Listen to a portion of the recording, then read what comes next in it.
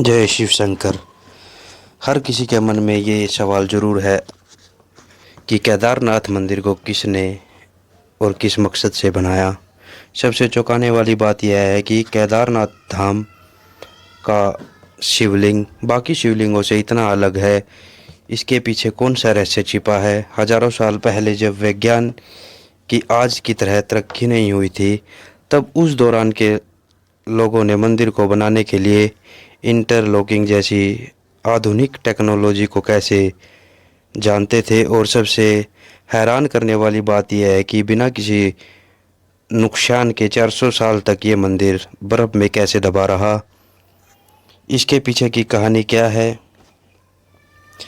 जब मंदिर के कपाट 6 महीने के लिए बंद हो जाते हैं, जब अंदर जलने वाले दीपक 6 महीने तक कैसे निरंतर जलता रहता है। और सबसे बड़ा सवाल, 2013 की बाढ़ के समय जब पूरा क्षेत्र तबाह हो गया, तो मंदिर को बचाने के लिए पीछे से आई विशाल भीमशिला किसने रखी। क्या ये सब महज एक सहयोग था या फिर किसी शक्ति का चमत्कार। इन सभी रहस्यमय घटनाओं का जवाब ढूंढने के लिए हमारे साथ बने रहिए, क्योंकि इन कहानियों में हम आपको केदारनाथ के अनसुने रहस्य आपको बताएंगे। ये वो रहस्य है जिनका जवाब शायद आज विज्ञान के पास भी नहीं है। भारत के उत्तराखंड में बसा केदारनाथ धाम केवल एक मंदिर ही नहीं, बल्कि आस्था का रहस्य और चमत्कारों का अद्भुत संगम है। हिमाचल की ऊंचाइयों में 12 ज्योतिर्लिंगों में से एक पवित्र स्थल सदियों से भक्तों की अपनी ओर खींचता आया है। क्या आप जानते हैं इस मंदिर के हर पत्थर के पीछे छिपी अनगिनत कहानियाँ, जो केवल आस्था ही नहीं बल्कि चमत्कारों से विज्ञान से भी जुड़ी हुई है। 16 जून 2013 की काली रात प्रकृति ने अपना तांडव दिखाया और उत्तराखंड के केदारनाथ में हर ओर विनाश कर दिया। लेकिन इस विनाश के बीच एक ऐसा चमत्कार हुआ जिसने लोगों की आस्था और भी गहरा कर दी। आइए हम आपको इस समय के चमत्कारों के बारे में बताते हैं जिसने केदारनाथ मंदिर को बचाया था। उस रात केदारनाथ में बाढ़ का पानी मादकनी नदी से उफानता हुआ आ रहा था। भारी बारिश और चोराबारी ग्लेशियर के पिघलने से स्थिति और भी खतरनाक हो गई। पानी पत्थर और मलबा शहर को अपनी चपेट में ले लेता जा रहा था। जहां पहले पहाड़ों की सुंदरता अब विनाश का तांडव, होटल घर दुकान सब कुछ बहा ले गया। करीबन 6000 लोग मारे गए, लाखों लोग बेघर हुए। लेकिन एक बात साफ थी, यह आपदा केदारनाथ मंदिर की ओर बढ़ रही थी।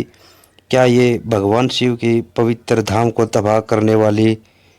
जैसे ही पानी मंदिर की ओर बढ़ा, अचानक एक बहुत बड़ी शिला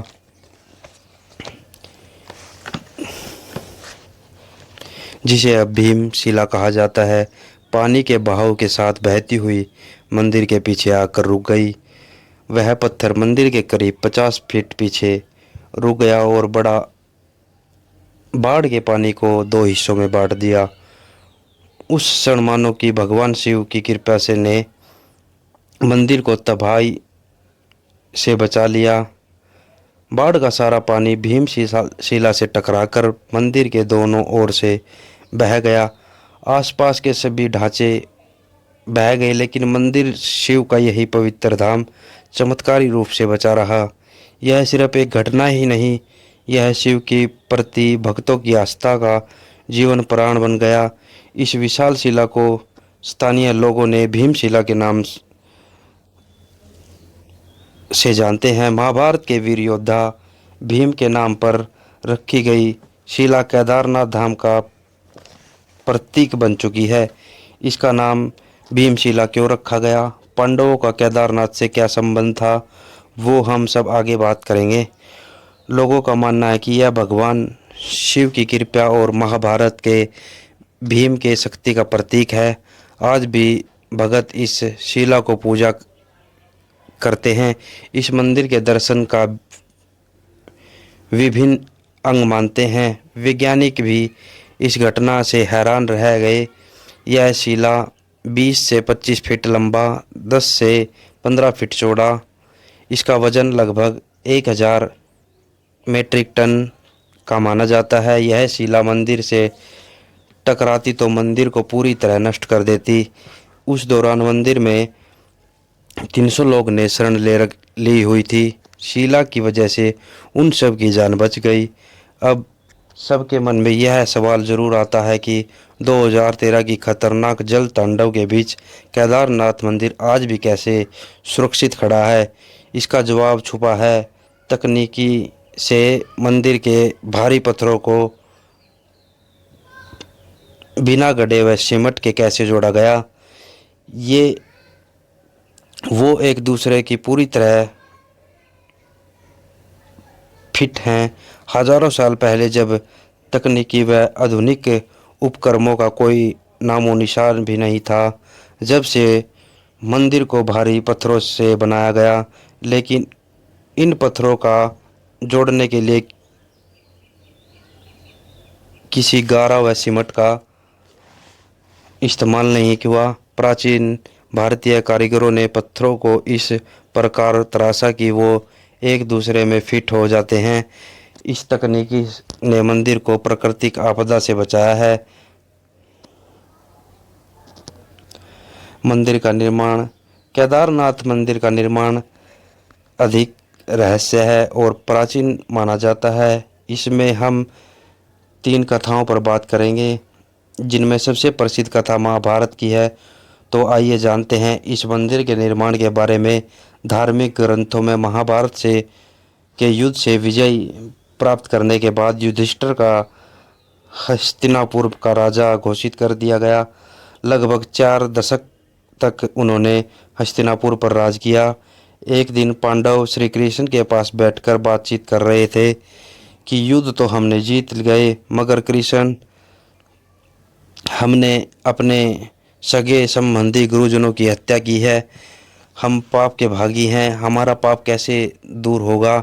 श्री कृष्ण ने कहा, इन पापों से मुक्ति महादेव ही दिला सकते हैं, इसलिए अब समय आ गया है कि तुम महादेव की शरण में जाओ। इसके बाद श्री कृष्ण द्वारका लौट गए। पांडव पापों से मुक्ति पाने के लिए चिंतित रहने लगे। कुछ समय बाद पांडवों को खबर मिली कि श्री कृष्ण ने अपनी देह त्याग दी। पांडव यह बात सुनकर बहुत चिंतित हुए, क्योंकि श्री कृष्ण ही उनका मार्गदर्शन करते थे, और राजपाट छोड़कर द्रौपदी सहित भगवान शिव को तलाश में निकल पड़े। सबसे पहले पांडव काशी पहुँचे, लेकिन वहाँ भोलेनाथ के दर्शन नहीं हुए। वे कई अन्य स्थानों पर गए, लेकिन जहाँ भी पांडव पहुँचते वहाँ शिव जी निकल जाते। इस खोज में वह एक दिन हिमालय तक जा पहुँचे। तब भगवान शिव ने पांडवों को आते देख नंदी का रूप धारण कर लिया और पशुओं के झुंड में जाकर छिप गए। भगवान शिव को पाने के लिए भीम ने एक योजना बनाई। उन्होंने विशाल रूप धारण कर अपने पैर कैलाश पर्वत के दोनों ओर फैला दिए, ताकि कोई भी पशु उनके पैरों के बीच से निकल सके। लेकिन नंदी रूप भगवान शिव ने ऐसा नहीं किया। भीम ने नंदी को पहचान लिया और पकड़ने का प्रयास किया, लेकिन शिव जी धरती में समाने लगे। उन्होंने उनका पिछला हिस्सा पकड़ लिया। पांडवों की भक्ति से प्रसन्न हुए, उन्हें दर्शन देकर उनके पापों से मुक्ति दे दी। भगवान शिव यहाँ नंदी की पीठ के रूप में पूजे जाते हैं, इसलिए केदारनाथ का शिव लिंग बाकी शिवलिंगों से अलग है। ऐसा कहा जाता है कि जब भगवान ने पांडवों को उनके पापों से मुक्ति दी, तब पांडवों ने केदारनाथ मंदिर का निर्माण कराया।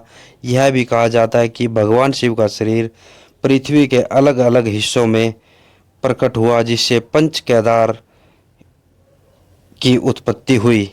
भगवान शिव का मुख नेपाल के पशुपति नाथ में, भुजाएं तुंगनाथ में, मुख रुद्रप्रयागनाथ में, नाभि महाबलेश्वर में, जटाएं कल्पेश्वर में प्रकट हुई। यह पंच संतान पंच केदार के रूप में पूजित हैं। केदारनाथ पंच केदार में सबसे प्रमुख माना जाता है, क्योंकि यह भगवान शिव की पीठ रूप में पूजा होती है। ज्योतिर्लिंग भगवान शिव के रूप में है। यहाँ पर जो ज्योतिर्लिंग है वो भगवान शिव के रूप में जलता रहता है।